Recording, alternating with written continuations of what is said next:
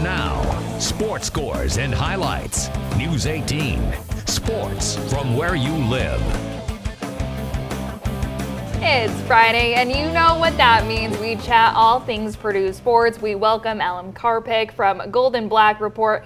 Alan, thanks so much for joining us. Great to be here. Thanks. Of course, Purdue faces Wisconsin tomorrow at 1 p.m. on CBS. Big game with the Big Ten title ramifications.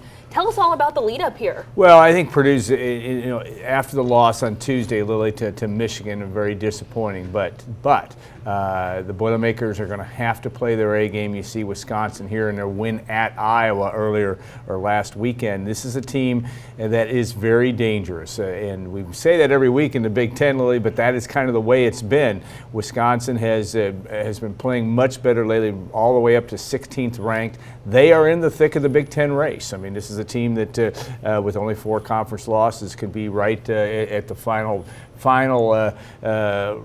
evaluation and have a chance to win the Big Ten. That's why tomorrow's game, really, if Purdue wants to win the Big Ten, it would be its 3rd straight. It needs to get the job done. And of course, you already mentioned it, but we have to talk about Purdue's loss Tuesday night to Michigan.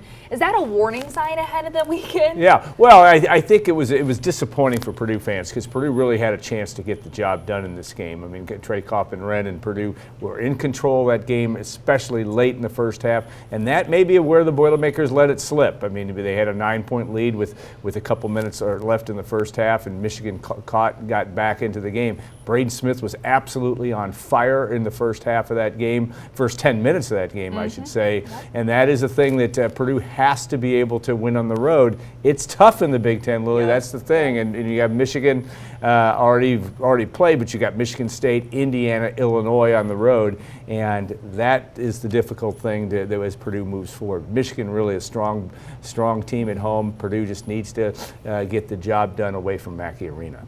Need to get their head in the game, stay in the game, right? And they were, but it just was a tough loss down the stretch. Some interesting calls by the referees. All those factors made it a little bit different. Yeah, and of course, do you still like Purdue's chances to win at least a share of its 3rd straight Big Ten title? You know, I still do. I think that Purdue still, I wouldn't say that they have the driver's seat because they're going to have to take care of things on the road, like we talked about those games at Indiana, upcoming Michigan State. They have to take care of tomorrow. But do you think about next week? It'll be a road trip to Michigan State on Tuesday.